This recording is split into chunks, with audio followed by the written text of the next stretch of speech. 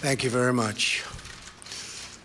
My fellow Americans, as President of the United States, my highest obligation is to ensure the safety and security of the American people. History has shown that the longer we ignore a threat, the more dangerous that threat becomes. For this reason, upon taking office, I've ordered a complete strategic review of our policy toward the rogue regime in Iran. That review is now complete. Today, I am announcing our strategy, along with several major steps we are taking to confront the Iranian regime's hostile actions and to ensure that Iran never, and I mean never, acquires a nuclear weapon. Our policy is based on a clear-eyed assessment of the Iranian dictatorship, its sponsorship of terrorism, and its continuing aggression in the Middle East and all around the world. Iran is under the control of a fanatical regime that seized power in 1979 and forced a proud people to submit to its extremist rule.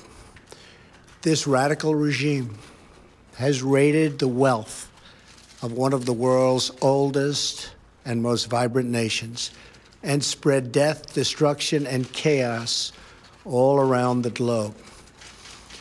Beginning in 1979, agents of the Iranian regime illegally seized the U.S. Embassy in Tehran and held more than 60 Americans hostage during the 444 days of the crisis.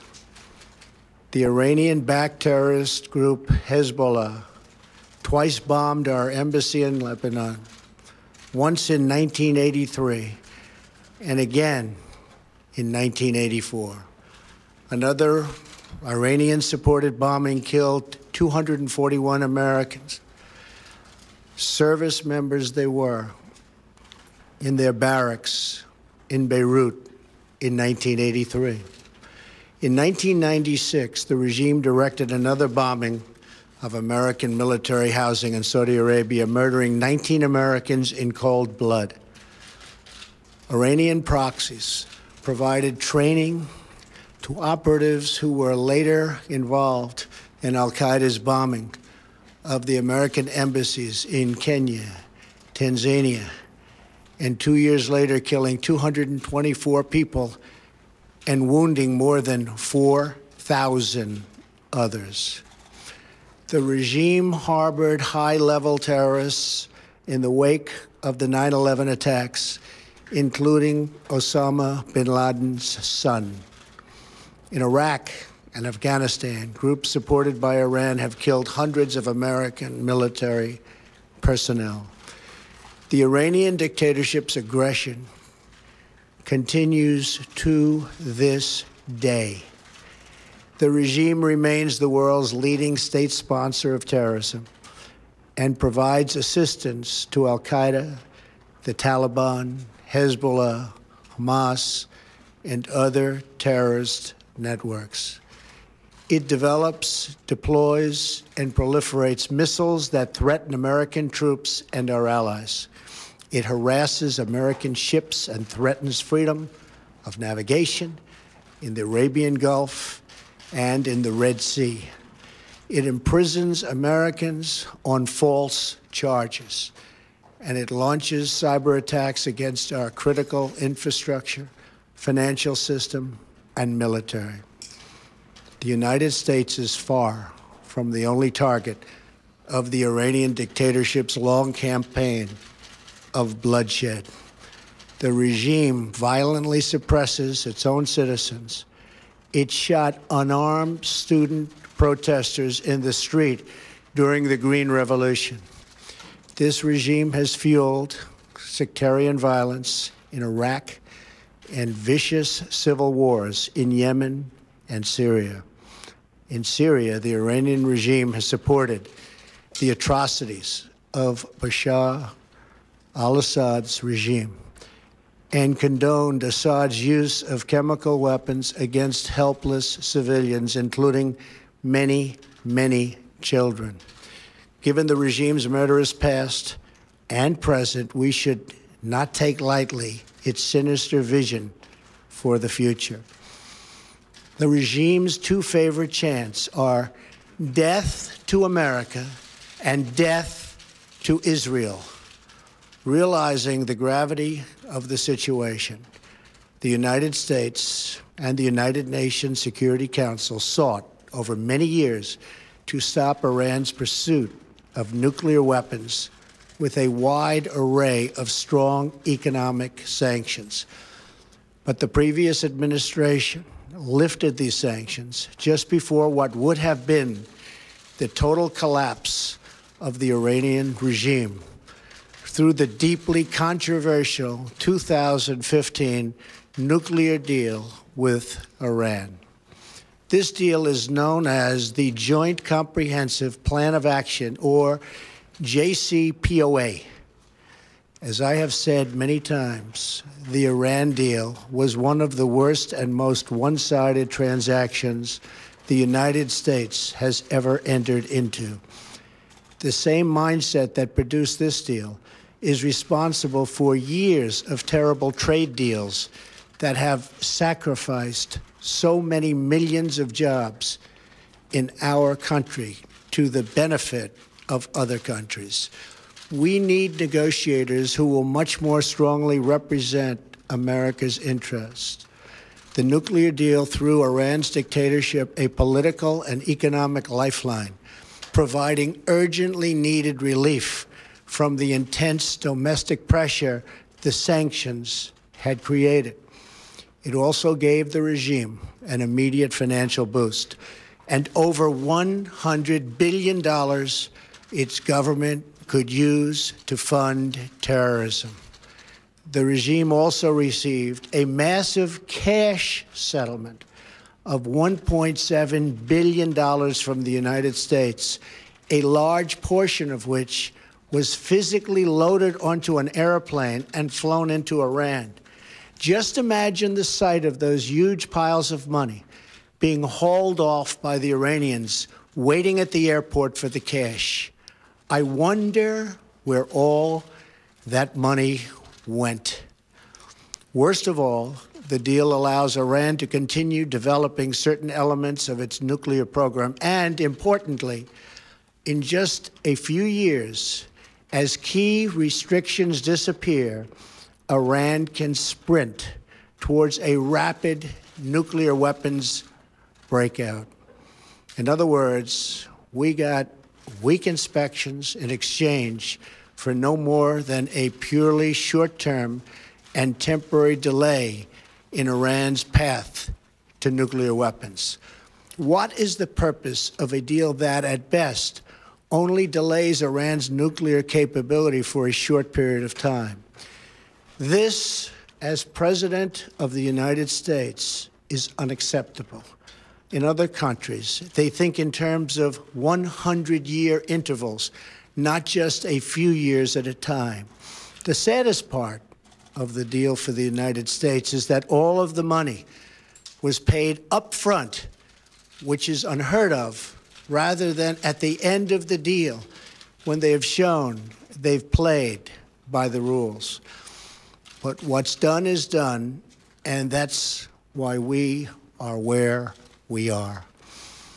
The Iranian regime has committed multiple violations of the agreement. For example, on 2 separate occasions, they have exceeded the limit of 130 metric tons of heavy water. Until recently, the Iranian regime has also failed to meet our expectations in its operation of advanced centrifuges. The Iranian regime has also intimidated international inspectors into not using the full inspection authorities that the agreement calls for. Iranian officials and military leaders have repeatedly claimed they will not allow inspectors onto military sites, even though the international community suspects some of those sites were part of Iran's clandestine nuclear weapons program. There are also many people who believe that Iran is dealing with North Korea.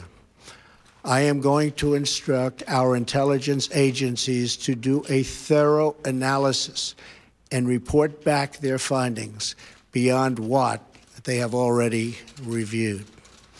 By its own terms, the Iran deal was supposed to contribute to regional and international peace and security. And yet, while the United States adheres to our commitment under the deal, the Iranian regime continues to fuel conflict, terror, and turmoil throughout the Middle East and beyond. Importantly, Iran is not living up to the spirit of the deal. So today, in recognition of the increasing menace posed by Iran, and after extensive consultations with our allies, I am announcing a new strategy to address the full range of Iran's destructive actions. First, we will work with our allies to counter the regime's destabilizing activity and support for terrorist proxies in the region. Second, we will place additional sanctions on the regime to block their financing of terror. Third, we will address the regime's proliferation of missiles and weapons that threaten its neighbors' global trade and freedom of navigation. And finally, we will deny the regime all paths to a nuclear weapon. Today, I'm also announcing several major steps my administration has taken in pursuit of this strategy. The execution of our strategy begins with the long overdue step of imposing tough sanctions on Iran's Islamic Revolutionary Guard Corps. The Revolutionary Guard is the Iranian supreme leader's corrupt personal terror force and militia. It has hijacked large portions of Iran's economy and seized massive religious endowments to fund war and terror abroad. This includes arming the Syrian dictator, supplying proxies and partners with missiles and weapons to attack civilians in the region, and even plotting to bomb a popular restaurant right here in Washington, D.C. I am authorizing the Treasury Department to further sanction the entire Islamic Revolutionary Guard Corps for its support for terrorism and to apply sanctions to its officials, agents, and affiliates. I urge our allies to join us in taking strong actions to curb Iran's continued dangerous and destabilizing behavior, including thorough sanctions outside the Iran deal that target the regime's ballistic missile program in support for terrorism and all of its destructive activities, of which there are many. Finally, on the grave matter of Iran's nuclear program, since the signing of the nuclear agreement, the regime's dangerous aggression has only escalated. At the same time, it has received massive sanctions relief while continuing to develop its missiles program. Iran has also entered into lucrative business contracts with other parties to the agreement. When the agreement was finalized in 2015, Congress passed the Iran Nuclear Agreement Review Act to ensure that Congress's voice would be heard on the deal. Among other conditions, this law requires the president or his designee to certify that the suspension of sanctions under the deal is appropriate and proportionate to measure and other measures taken by Iran to terminate its illicit nuclear program. Based on the factual record I have put forward, I am announcing today that we cannot and will not make this certification. We will not continue down a path whose predictable conclusion is more violence, more terror, and the very real threat of Iran's nuclear breakout. That is why I am directing my administration to work closely with Congress and our allies to address the deal's many serious flaws so that the Iranian regime can never threaten the world with nuclear weapons. These include the deal's sunset clauses that in just a few years will eliminate key restrictions on Iran's nuclear program. The flaws in the deal also include insufficient enforcement and near total silence on Iran's missile programs. Congress has already begun the work to address these problems. Key House and Senate leaders are drafting legislation that would amend the Iran Nuclear Agreement Review Act to strengthen enforcement, prevent Iran from developing an internet, this is so totally important, an intercontinental ballistic missile, and make all restrictions on Iran's nuclear activity permanent under U.S. law. So important. I support these initiatives. However, in the event we are not able to reach a solution working with Congress and our allies, then the agreement will be terminated. It is under continuous review, and our participation can be canceled by me as president at any time. As we have seen in North Korea, the longer we ignore a threat, the worse that threat becomes. It is why we are determined that the world's leading sponsor of terrorism will never obtain nuclear weapons. In this effort, we stand in total solidarity with the Iranian regime's longest-suffering victims, its own people. The citizens of Iran have paid a heavy price for the violence and extremism of their leaders. The Iranian people long to, and they just are longing to reclaim their country's proud history, its culture, its civilization, its cooperation with its neighbors. We hope that these new measures directed at the Iranian dictatorship will compel the government to reevaluate its pursuit of terror at the expense of its people.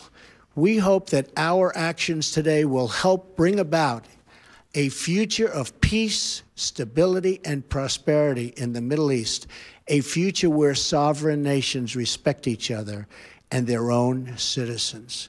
We pray for a future where young children, American and Iranian, Muslim, Christian, and Jewish, can grow up in a world free from violence, hatred, and terror. And until that blessed day comes, we will do what we must to keep America safe. Thank you, God bless you, and God bless America. Thank you. Fierce words there from President Trump for the Iranian regime and the Iran nuclear deal, calling it a fanatical regime, a rogue regime, the world's greatest sponsor of terror. As we see the president walk out of the diplomatic room right there, the president said he would decertify that Iran nuclear deal and impose tough new sanctions on Iran's Revolutionary Guards. I want to bring that to our chief global affairs anchor, Martha Raddatz. And Martha, you were in Iran when this deal was reached. It doesn't appear that the president went far enough to label the Iranian Revolutionary Guards as a sponsor of terrorism, as a terrorist organization, but did call for those new sanctions. That is what the Iranian regime is likely to be most opposed to. I think that's exactly right, George. The decertification, I know they were expecting, and they certainly won't like that. They will think that breaks the spirit of the deal from their eyes. But as for the Iranian Revolutionary Guard, we've already gotten reaction just before this speech. They've certainly read about possibly what President Trump was going to say today. And the foreign ministry spokesman said any move against Islamic Republic's armed forces, including the Iranian Revolutionary Guard Corps, will lead to an equal and severe reaction by the Islamic Republic of Iran. George. We'll see what they do. Terry Moran, our chief foreign correspondent in London. And Terry, the president said he reached this decision after consultations with our allies, but all our allies opposed. That's right. He has united the allies who are often at odds with one another. The United Kingdom, France, Germany, Russia, and China, and the European Union are all united. They say President Trump is wrong. Iran is abiding by the nuclear deal. And they also say that they will stick with it. Right now, the president has isolated the United States when it comes to the Iran nuclear deal. They will go forward trading with Iran, and the likelihood that if eventually the United States gets out of this deal, President Trump or any president could convince these allies to slap sanctions once again on Iran is very, very slim. So the president has really set the United States against our closest allies when it comes to the Iran deal. In fact, the sanctions were sort of falling apart when this deal was first reached. I want to go to Congress now. Mary Bruce, our congressional correspondent. The president sending this to Congress to see whether they're going to impose these new sanctions. Not really something Congress or most in Congress want to deal with right now. Yeah, George, even Republicans who opposed this deal originally don't want to scrap it now. As the president mentioned, there are various proposals floating around to try and amend the deal, perhaps strengthen enforcement, maybe put in place tougher sanctions in some level. But there's very little appetite on Capitol Hill overall to reimpose these nuclear sanctions and blow up this deal entirely. You heard the president, though, say if Congress can't reach an agreement here, that he will terminate this deal. This adds to Congress's already daunting to-do list as they head towards the end of the year. They want to tackle tax reform. They want to go ahead and pass those protections for dreamers. They need to fund the government. The list goes on and on. We've added up the math here, George. The Senate has just 34 working days left. It's hard to see how they're going to get all of this done. Their plate is full. I want to finally go back to the White House, John Carl. So, John, we just look at the world there. Congress doesn't really want to deal with this. Our allies don't really agree with the president. Iran, unclear exactly what they're going to do. It's hard to know where this all goes next, whether this actually gets to the point where the president says he'll have to cancel the deal. Certainly, George, but I think it's significant that even as the president was saying all of those tough things about Iran, even as he was condemning the deal, he talked about fixing the flaws in the deal. He did not talk about ripping it up or getting out of it. He stopped far short of what he had said he would do during the campaign. Okay, John Carl, thanks very much. All of you will be on World News Tonight with David Muir tonight with a lot more on this. And all of you at home can get the latest news anytime by downloading our ABC News app. Have a good afternoon. This has been a special report from ABC News.